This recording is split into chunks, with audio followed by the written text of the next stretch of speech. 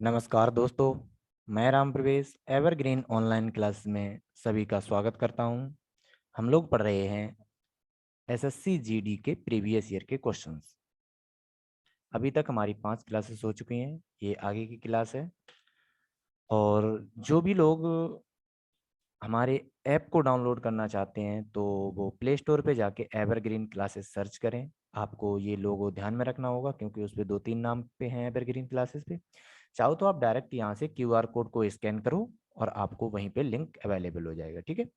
अब होता क्या है कि इस पे जो ऐप है वहाँ पे आपको ये वीडियो भी मिलेंगी और सेकंड आपको वहाँ पे क्विज मिलने वाली हैं। जो भी ये पीडीएफ बनेगी ये भी वहाँ पे अवेलेबल होगी। और फोर्थ आपको चैप्टर वाइज नोट्स भी मिलेंगे। ठीक है, तो ये सब वहाँ पे अवेलेबल है, तो चाहो तो आप डाउनलोड कर सकते हो। ठीक है, चलिए देखते हैं आज के हमारे क्वेश्चन। तो आज के जो क्वेश्चंस 10 दिए हैं हमने, तो 10 में देखो पहला क्वेश्चन दिया है कि नीचे दी गई सारणी 4 विभिन्न बल्लेबाजों बी1 बी2 बी3 तथा बी4 द्वारा 5 भिन्न मैचों की एक सीरीज में बनाए गए रनों को दर्शाता है। बल्लेबाज बी3 द्वारा प्रति मैच बनाए गए रनों का औसत क्या है। तो अब यहाँ पे जो रन चाहिए वो सिर्फ और सिर्फ किसके चाहिए, बी3 की चाहिए। तो बी3, ठीक है, ये वाला कैंडिडेट। अब जो बी3 के चाहिए तो बी3 पहले मैच में रन बनाता है 23, सेकेंड मैच में बनाता है 36, और फिर बनाता है 45, फिर बनाता है 19, और उसके बाद बनाता है 27। तो हमसे कह रहा है कि एवरेज चाहिए, तो एवरेज आपको पता है, औसत पता है, औसत बराबर होता है पदों का योग बटे पदों की संख्या। मीन्स एवरेज इक्वल होता है पदों का योग बटे पदों की संख्या। ये होता है फॉर्मूला। तो यहां से हमने योग किया और कितने पद है टोटल, 4, इनसे डिवाइड किया। ठीक है, तो यहाँ पे योग कर लेते, कितना होता है, 3 6 9, 9 5 14, 14 9 23 और 7 30, 3 5 5 3 8 4 12 और एक 13 और 13 2 15। ठीक है, तो वैल्यू कितनी हुई आपकी, एवरेज होना चाहिए 150 डिवाइडेड बाई 4, इतना होना चाहिए। अब इसको डिवाइड करोगे तो वैल्यू कितनी होगी, 4 3 12, बचे कितने 3, 4 7 28, बचे कितने 2, 4 5 20। ठीक है, इतनी हुई। नहीं, गलती हुई, टोटल नंबर 5 है, ये गलती हो गई। यहाँ पे टोटल नंबर्स कितने, 5, तो 5 से डिवाइड करना है, और 5 से डिवाइड करोगे तो वैल्यू डेसिमल में नहीं आएगी, ये गलती हो रही थी हम पे। तो 5 से डिवाइड करोगे तो वैल्यू कितनी हो जाएगी, 30। तो इसका मतलब है कि जो कैंडिडेट बी है, बल्लेबाज बी है, बी3, इसके पांचों मैचों में अगर औसत निकालोगे तो औसत रन कितने हो जाएंगे, आपको 30 हो जाएंगे। ये कोई टफ क्वेश्चन नहीं, इजी क्वेश्चन है। चलिए नेक्स्ट क्वेश्चन देखते हैं। नेक्स्ट क्वेश्चन भी सीरीज है और सेम उसी में, बस अलग अलग पूछेंगे। एक पूछ रहा है बी1 और बी4। तो यहाँ पे हम दोनों को अलग लिख रहे हैं। एक बी1 है, इसने कितने रन बनाए पांचों मैचों में, बी1 120 95 83।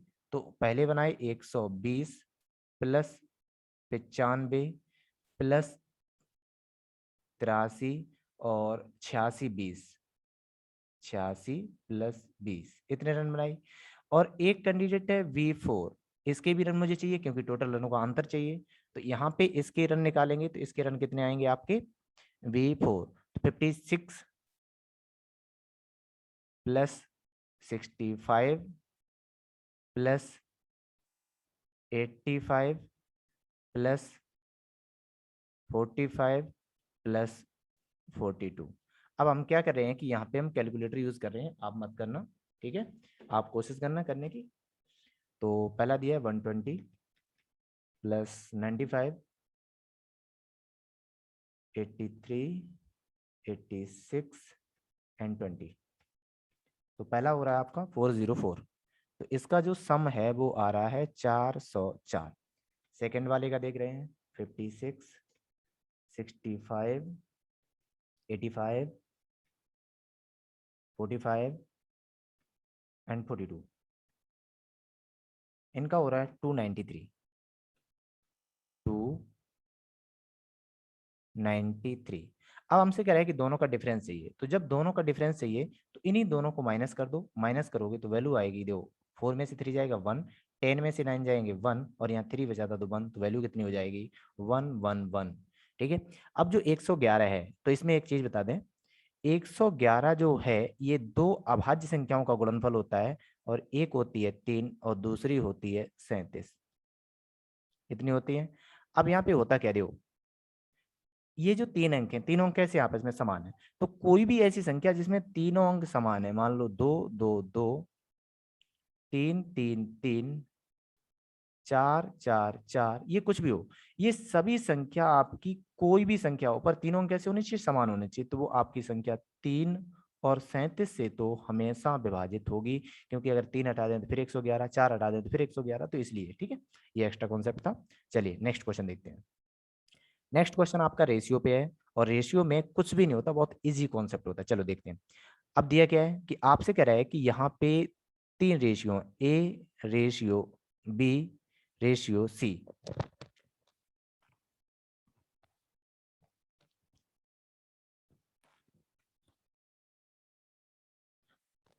रेशियो सी, तो ये दिया है आपको 4:5:6, ये दिया है।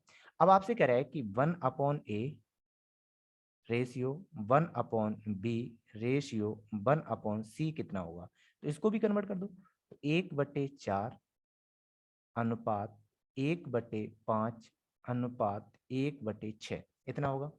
अब रूल क्या होता है कि कभी भी अनुपात फ्रैक्शंस में नहीं होता है, तो उसके लिए हम क्या करते हैं कि जो भी इसके हर हैं उनका एलसीएम ले लो, मीन्स 4 5 एंड 6, इनका आपको क्या लेना, एलसीएम लेना है। तो एलसीएम कितना होगा आपका, 4 पंजे 20, 6 120, 60। एलसीएम कितना आएगा 60। अब 60 का मल्टीप्लाई करना है हर एक वैल्यू में, तो 60 का गुणा करोगे 1/4 में अनुपात 60 का गुणा करोगे आप 1/5 में अनुपात 60 का गुणा करोगे आप 1/6 में। तो 4 का गुणा करोगे तो वैल्यू आएगी 15, 5 का गुणा करोगे तो वैल्यू आएगी 12, और 6 का मल्टीप्लाई करोगे या भाग दोगे तो वैल्यू आएगी आपका 10। तो जो नया रेशियो बन के आएगा वो कितना हो जाएगा, 15 12 10। अब देखो ऐसा होता है कि अगर इसमें कुछ कॉमन है तो उसको सिंप्लीफाई करते, कॉमन नहीं है तो जो भी वैल्यू आई वही हमारा क्या है, रेशियो है। अब देखो जो वैल्यू थी इसमें एक एक्स्ट्रा पॉइंट हम लेके चल रहे, देखो वैल्यू लिखी थी आपकी A ratio B ratio C, और ये थी आपकी 4:5:6, और आपको वैल्यू फाइंड आउट करनी थी 1/a ratio 1/b ratio 1/c। Means आपको वैल्यू पुट करते तो वैल्यू बनती 1/4 1/5 एंड 1/6 इतनी होती। अब ये हमने जो बोला है कि एलसीएम लेके आप मल्टीप्लाई कर दो तो आपका रेशियो स्टैंडर्ड फॉर्म में पहुंच जाएगा। एक तरीका और होता है, क्या देखो, जब ये वैल्यू फ्रैक्शंस में लिखी हो तो मुझे वैल्यू कौन सी चाहिए, पहली चाहिए ए की, मतलब है कि यहाँ पे इसकी वैल्यू चाहिए, तो जब इसकी वैल्यू चाहिए तो इसकी वैल्यू को छोड़ दो, मतलब है 4 वाले को छोड़ दो, बचे हुए दो भी जो हर हैं उनका मल्टीप्लाई करो, 6 5 30, और इसकी जगह पे लिख दो रेशियो। अब 5 वाले की जगह लिखना है तो 5 को छोड़ दो, इन दोनों का मल्टीप्लाई करो, तो 4 और 6 का मल्टीप्लाई 24, तो यहाँ पे लिख दो। अब मुझे 6 की जगह लिखना है तो इसको छोड़ दो, और 4 पंचे 20। अब देखो दोनों में जो तीनों रेशियो दिए हैं कितना है, कॉमन है दो, तो दो कॉमन ले लो, तो यहाँ पे बचेगा 15, यहाँ पे बचेगा आपका 12, और यहाँ बचेगा आपका 10। यही रेशियो आया था, नहीं आया था। तो यही चीज हम बताने वाले हैं, जरूरी नहीं होता कि एलसीएम लो, कंपटीशन के अकॉर्डिंग, पर रूल के अकॉर्डिंग अगर चलोगे तो मुझे एलसीएम लेना ही पड़ेगा। लेकिन एलसीएम से हम अच्छा है क्या करेंगे कि जिसकी वैल्यू चाहिए उसको छोड़ दो, बाकी दो का मल्टीप्लाई करके वहां लिख दो। 5 की वैल्यू चाहिए थी 5 वाले की जगह पे, तो 5 वाले की जगह वाली छोड़ दो, और 4 और 6 का मल्टीप्लाई लिख दो। 6 की जगह पे वैल्यू चाहिए तो इसको छोड़ दो, और 4 5 को वैल्यू मल्टीप्लाई करके लिख दो। तो जो भी रेशियो बन के आएगा वो रेशियो आपका किसका हो जाएगा, 1/a ratio 1/b ratio 1/c। बात समझ में नहीं आई, ये हमारा कॉन्सेप्ट है। ठीक है, तो ये क्वेश्चन हमारा कितना, 15 12 10, तो 15 12 10 के अकॉर्डिंग ऑप्शन कौन सा हो जाएगा, तीसरा हो जाएगा। चलिए नेक्स्ट क्वेश्चन देखते हैं। नेक्स्ट क्वेश्चन ये है कि आयताकार मेज का परिमाप 48 सेंटीमीटर, आयताकार मेज का क्षेत्रफल 128 सेंटीमीटर है, तो मेज की लंबाई क्या है। तो आयताकार है तो आयत ले लेते हैं,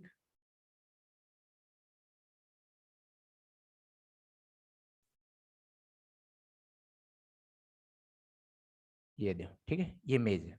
आपसे कह रहा है कि इसका जो लंबाई चौड़ाई मुझे फाइंड आउट करनी है, लेकिन मुझकी कुछ डायमेंशंस दिए हैं, तो हम मान के चल रहे हैं कि ये तो इसकी लंबाई है, और ये इसकी चौड़ाई है। तो जब बात होती है परिमाप की, पेरीमीटर की, पेरीमीटर, तो पेरीमीटर होता है 2 गुणे लंबाई प्लस चौड़ाई। अब अगर बात होती है क्षेत्रफल मीन्स एरिया, तो इसमें क्या होता है लंबाई गुणे चौड़ाई, मतलब L इंटू बी ये होता है। दोनों इक्वेशन दिए हैं तो दोनों का यूज करना पड़ेगा, तो दोनों का यूज कर रहे हैं। तो पहला दिया आपको परिमाप 48 सेंटीमीटर मीन्स 2 गुणे L प्लस बी इक्वल दिया है आपको 48। तो इसका मतलब है कि L प्लस बी आपको दिया है 24, इतना दिया है। सेकेंड, अब हम फाइंड आउट कर रहे हैं L इंटू बी। तो L इंटू बी ये आपको दिया है 128, इतना दिया है। अब देखो दो कंडीशन है। पहला, एक इक्वेशन बन के आई आपकी L plus B equal to 24, एक इक्वेशन बन के आई L into B equal to 128। अब दोनों को करना थोड़ा आपको ऐसा लगेगा कि कैसे आएगा, बहुत इजी है। उससे पहले हम एक कॉन्सेप्ट बता देते हैं जो इक्वेशन आपको हमेशा ध्यान रखनी है। क्या, ए प्लस बी, इसका जब हम लोग होल स्क्वायर करते हैं तो वैल्यू आती है आपकी ए square plus B square plus 2ab। और इसी में अगर हम माइनस वाले का स्क्वायर करते हैं तो वैल्यू आएगी आपकी ए square plus B square minus 2ab। इन दोनों इक्वेशन को आपको क्या करना है, माइनस करना है, केवल माइनस। तो जब हम दोनों इक्वेशन को सब्ट्रैक्ट करते हैं तो ये माइनस का, ये माइनस का, ये माइनस का और ये प्लस का, तो ये कैंसिल हो जाएगा, ये भी कैंसिल हो जाएगा। और यहाँ पे वैल्यू बन जाएगी ए प्लस बी का whole square minus A minus B का whole square equal to 4ab, इतना हो जाएगा। अब इसको और सिंप्लीफाई करो तो वैल्यू हो जाएगी ए प्लस बी का होल स्क्वायर इक्वल ए माइनस बी का होल स्क्वायर प्लस 4ab। और ये इक्वेशन आपको ध्यान रखनी पड़ेगी। इसी इक्वेशन से मुझे वैल्यू फाइंड आउट करनी है। तो चलिए देखते हैं क्वेश्चन पे कैसे। कि आपको जो भी मिला है वो ए L plus B equal to 24, L into V equal to 128। अभी हम क्या करेंगे, L minus B find out करेंगे। तो जब एल माइनस बी हो जाएगा तो हम एक बार ऐड कर देंगे और एक बार माइनस कर देंगे, ठीक है। तो उससे पहले हम लोग एक कंडीशन और देख रहे हैं, वो चीज अलग देख लेंगे। आपके पास जो वैल्यू आई वो होती L plus B equal to 24, L into B equal to 128, ठीक है। तो यहाँ पे देखो कि जब हमने दो संख्याओं का गुणा किया तो 128 मिला, मतलब एक इकाई का अंक 8 मिला। तो आप 24 को ऐसा ब्रेक करो जिसमें हम मल्टीप्लाई करें तो इकाई का अंक हमारा कितना आना चाहिए, 8 आना चाहिए। तो 6 और 8 होता है, मतलब है कि अगर हम 16 गुणे 8 का मल्टीप्लाई करें तो 16 8 कितने होते हैं, 128। तो यहाँ से हम डायरेक्ट भी फाइंड कर सकते हैं कि लंबाई तो आपकी 16 सेंटीमीटर रहेगी और चौड़ाई आपकी कितनी रहने वाली है, 8 सेंटीमीटर। अगर हम क्वेश्चन के अकॉर्डिंग दें तो हमसे लंबाई पूछिए और हमारा आंसर कितना हो जाएगा, 16 हो जाएगा, मतलब ऑप्शन नंबर 3 हो जाएगा। अभी हमने बोला है कि इक्वेशन का यूज करें तो कैसे करेंगे। तो इक्वेशन का यूज करने पे हम क्या करेंगे, यहाँ पे एक वैल्यू निकालेंगे कि एल प्लस बी आपको दिया है 24, एल इंटू बी इक्वल दिया है आपको 128, इतना दिया है। पहले हम क्या करेंगे, ए माइनस बी की वैल्यू फाइंड आउट करेंगे। तो इस इक्वेशन में वैल्यू पुट करोगे तो एल प्लस बी ये हो जाएगा आपका एल प्लस बी का whole square equal l minus B का whole square plus 4l into b, इतना हो जाएगा। तो एल प्लस बी का वैल्यू दिया है 24, तो 24 का स्क्वायर इक्वल इसकी वैल्यू मुझे फाइंड आउट करनी है तो एल माइनस बी का होल स्क्वायर रहेगा प्लस 4 इंटू 128, इतना रहेगा। 24 का वर्ग होता है 576, माइनस होगा इसका मल्टीप्लाई में हो जाएगा। तो 4 8 32 का 2 3 4 दूनी 8 3 11 1 4 एकम 4 और 1 5 equal to L minus B का होल स्क्वायर, इतना आएगा। जब 6 में से 2 जाएंगे बचेंगे 4, 7 में से 1 जाएगा बचेगा 6 इक्वल टू 64 और ये इक्वल है एल माइनस बी का होल स्क्वायर। तो इसका मतलब है कि एल माइनस बी जो वैल्यू है वो कितनी होने वाली है, 8 होने वाली है। ये वैल्यू आपको फाइंड आउट करनी थी, क्यों, क्योंकि आपके पास एक लिखा है वैल्यू, इसको अलग कर देते हैं, L plus B equal to 24 और आपने एल माइनस बी को और फाइंड आउट किया 8। दोनों को अब मुझे वैल्यू चाहिए बड़ी, अगर वैल्यू बड़ी वाली चाहिए तो आपको ऐड करके आधा करना है, और वैल्यू अगर आपको छोटी चाहिए तो माइनस करके आधा करना है। तो हम यहाँ पे ऐड करके आधा कर रहे हैं, तो ये हो जाएगा 2 इंटू एल इक्वल टू 32, तो एल इक्वल टू 16। इससे भी निकाल सकते हैं, थोड़ा बस यही है कि थोड़ा लेंथी हो जाता, पर आना कम मतलब है कि श्योर है आएगा आंसर। ठीक है, तो चलिए इसका हो गया आंसर। ठीक है, तो चलिए नेक्स्ट क्वेश्चन देखते हैं अब। नेक्स्ट क्वेश्चन में दिया है कि राहुल बाजार से 80 वस्तुएं खरीदता है, कुल वस्तुओं का 25% खराब हो जाती है और शेष वस्तुएं 50% लाभ पर बेचता है, कुल मिलाकर लाभ प्रतिशत कितना है। तो देखो होता क्या है कि वो 80 वस्तुएं लेके आता है, जिसमें से होता क्या, 60 तो बच गई और 25% में 20 खराब हो गई। तो जो वैल्यू खराब हुई उसको तो बेचना नहीं है, वो तो फेंकी जाएगी। अब हम ये मान के चल रहे हैं कि अगर एक वस्तु की कीमत कितनी है, 1 रुपया है, मान के चलिए, कुछ भी मान लो कोई फर्क नहीं है, पर एक मान लो इजी हो जाएगा। अगर एक वस्तु की कीमत 1 रुपया है तो इसका मतलब 80 की कीमत कितनी होने वाली है, 80 रुपया। तो जो 80 रुपया है वो आपका क्या है, सीपी है, इतने में आप वस्तुएं खरीद के लेके आए थे। बात समझ में नहीं है। अब मुझे जो सेल करना है वो कितना है, 60। तो इसका मतलब है कि 60 रुपए का आर्टिकल पे फायदा कितना लेना है, 50%। तो इस पे 150 का फायदा लोगे तो वैल्यू कितने में सेल होगी। तो जो भी वैल्यू आएगी वो अब क्या बन गई, आपकी एसपी बन गई। ठीक है, तो एसपी बनी तो यहाँ पे हो जाएगा 15,690। इसका मतलब है कि आपने 60 वस्तुएं 90 रुपए में बेच दी है। 60 वस्तुएं कितने में बेची, 90 में। अब एक बात, तो आपने खरीदी कितने में थी, आप कहोगे 60 में नहीं खरीदी थी, 60 में वो वस्तुएं जो बच गई जिनको मुझे बेचना था, लेकिन आपने खरीदी कितनी थी, 80, और 80 वस्तुएं 80 रुपए में खरीदी। इसका मतलब है कि जो रियल सीपी है वो हमारा 80 है, और जो रियल फाइनल एसपी है वो आपका कितना है, 90। इतने रुपए में आपने सेल कर दी, खराब हुई और कितनी बची इससे अब मुझे कोई लेना देना नहीं। ठीक है, तो यहाँ पे 80 रुपए में खरीदी, 90 में बेच रहे हैं, तो आपको प्रॉफिट होने वाला है, कितना होने वाला है, 10। किस पे होने वाला है, 80 पे, और मल्टीप्लाई बाई 100, क्योंकि परसेंटेज में कन्वर्ट करना है। तो 0 से 0, 4 से जाएगा आपका 2 बार, और 4 से जाएगा 25, मीन्स वैल्यू आ जाएगी 25/2%, मीन्स 12.5%। 12.5% नॉर्मली हो जाएगा, कोई टफ क्वेश्चन नहीं, इजी है। चलिए नेक्स्ट क्वेश्चन देखते हैं। नेक्स्ट क्वेश्चन भी रेशियो का है और बहुत अच्छा है। तो यहाँ पे हम एक कंडीशन बता दें कि होता क्या है कि जब आपके पास सिर्फ दो हो, मान लो ऐसा लेकर रेसिप्रोकल में लिखे, मतलब व्युत्क्रम में लिखे 2 अनुपात, ए अनुपात मतलब 1/b और 1/a। तो जब इसको स्टैंडर्ड फॉर्म में किया जाता है तो इनका क्रॉस मल्टीप्लाई करके वैल्यू लिख दी जाती है, केवल क्रॉस मल्टीप्लाई करके ही वैल्यू को लिखा जाता है। जैसे अगर 1/a है तो क्रॉस मल्टीप्लाई करोगे तो b पहुंच जाएगा यहाँ पे और a पहुंच जाएगा यहाँ पे, केवल इतना करना होता है। तो यही चीज यहाँ पे लिखी है कि a/b रेशियो b/a। तो जब क्रॉस मल्टीप्लाई में लिखोगे तो वैल्यू हो जाएगी a² रेशियो b², मीन्स इसका आपको वैल्यू फाइंड आउट करना था। तो a का वैल्यू कितना है 4, तो यहाँ पे वैल्यू हो जाएगी 4², और b का वैल्यू कितना है 5, और इसकी वैल्यू हो जाएगी 5²। तो वैल्यू हो जाएगी 16:25, मीन 16:25। कितना हो जाएगा, ऑप्शन नंबर 3। ठीक है, कोई टफ क्वेश्चन नहीं, इजी है रेशियो में। चलिए नेक्स्ट क्वेश्चन देखते हैं। नेक्स्ट क्वेश्चन भी आपका फिर सारणी पे आ गया, उससे हम वही सारणी दी है तो हम पूरी सारणी नहीं पढ़ेंगे, डायरेक्ट क्वेश्चन देखेंगे। क्वेश्चन में कह रहा है कि इन बल्लेबाजों द्वारा M5 में बनाए गए रनों का प्रति बल्लेबाज औसत कितना है। तो M5 इस रेशियो को आपको ऐड करना है केवल। तो यहाँ पे ऐड करोगे तो यहाँ पे हम सीधा लिख रहे हैं, मुझे क्या चाहिए, योग चाहिए।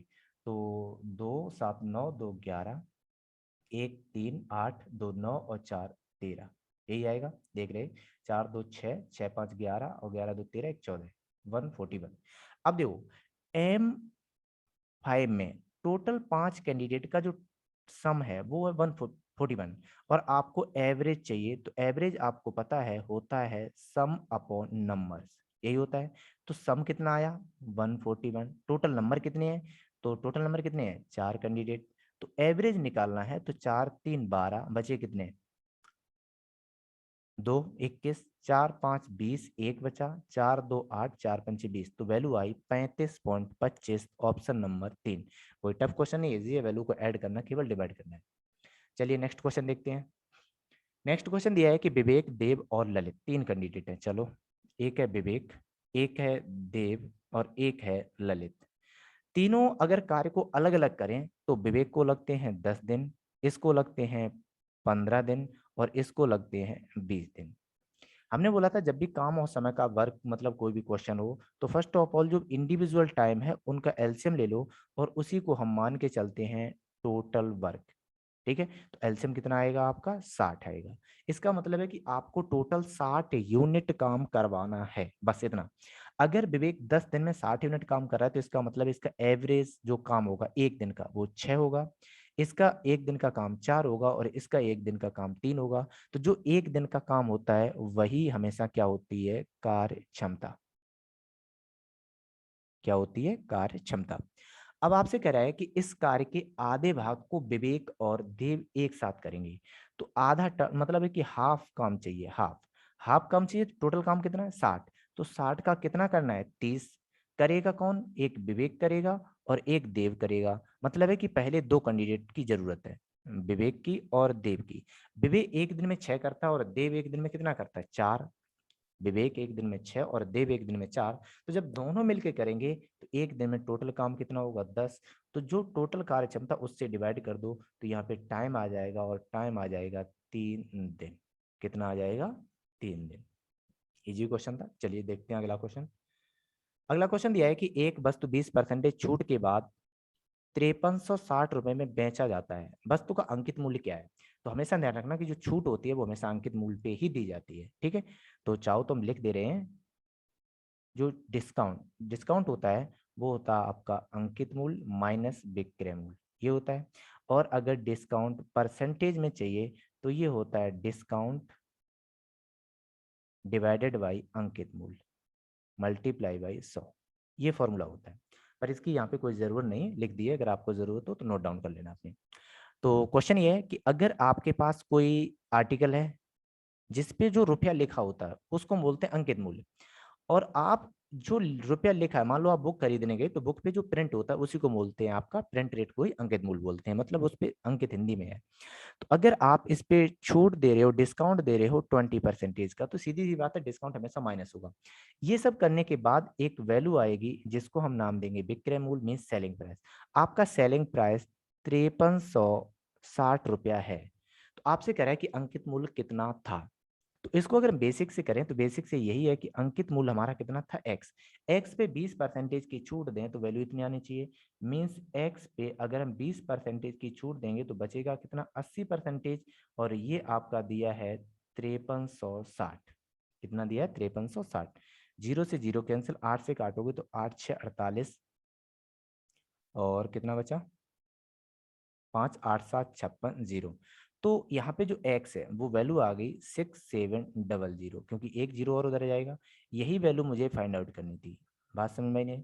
लेकिन होता क्या है कि जब भी हम ये क्वेश्चन लगाते हैं तो पूरा बेसिक से नहीं करते। होता क्या है कि जो भी वैल्यू होती है अपने आप में, जैसे अंकित मूल्य हो क्रय मूल्य हो, इनको हम हमेशा 100% मान के चलते हैं। अगर 100% में से 20% की छूट दे रहे हो तो बचेगा कितना 80%।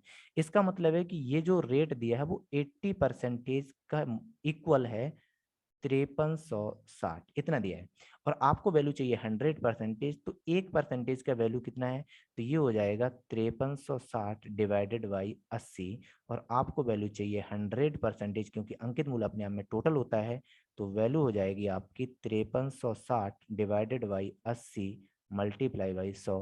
और इसको सॉल्व करोगे तब भी आपकी वैल्यू 6700 में 6700 रुपए ही आएंगे।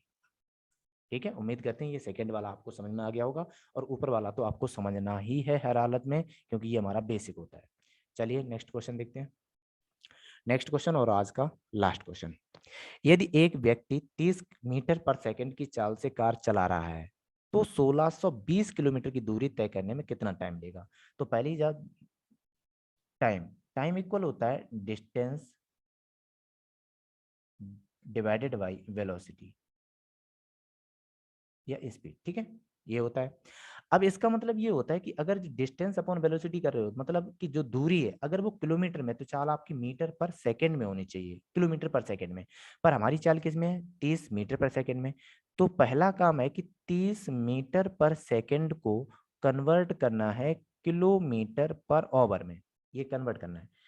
तो अगर आपको ध्यान हो तो हमने एक वीडियो में बताया था, फिर यहाँ भी लिख लेते हैं कि अगर आप मीटर पर सेकंड से किलोमीटर पर आवर में जा रहे हो तो आपको मल्टीप्लाई करना पड़ेगा 18/5 से।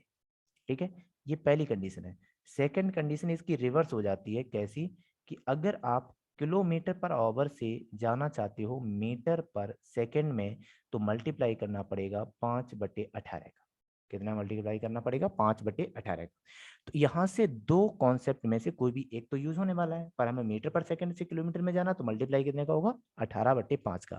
तो इसका मतलब जो हमारी चाल है वो हो जाएगी 30 × 18/5, और ये अब बन जाएगी किलोमीटर पर आवर। तो 5 से काटोगे 6, 18 × 18 = 108।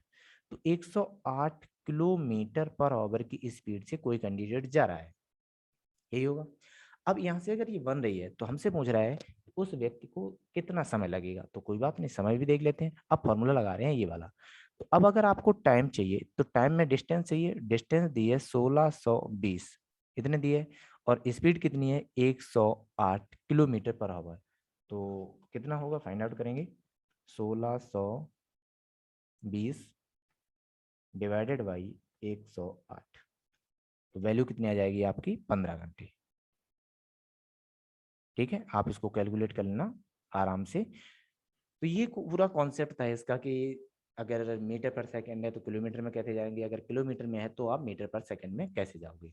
ठीक है, और ये थे हमारे आज के 10 क्वेश्चन। अगर आपको वीडियो पसंद आ रही है तो आप वीडियो को लाइक ज़रूर करें। ठीक है, और अगर आप हमारे चैनल पे पहली बार आए हैं तो सब्सक्राइब भी कर लें, और हो सके तो हर एक कैंडिडेट कोशिश किया करें, याद रहा तो शेयर जरूर करें अपने कोई भी एक रिलेटिव को जो इस वीडियो को देखना चाहता हो। ठीक है, तो ये थे हमारे आज के क्वेश्चन, और बहुत बहुत धन्यवाद, आपने हमारी वीडियो को वॉच किया।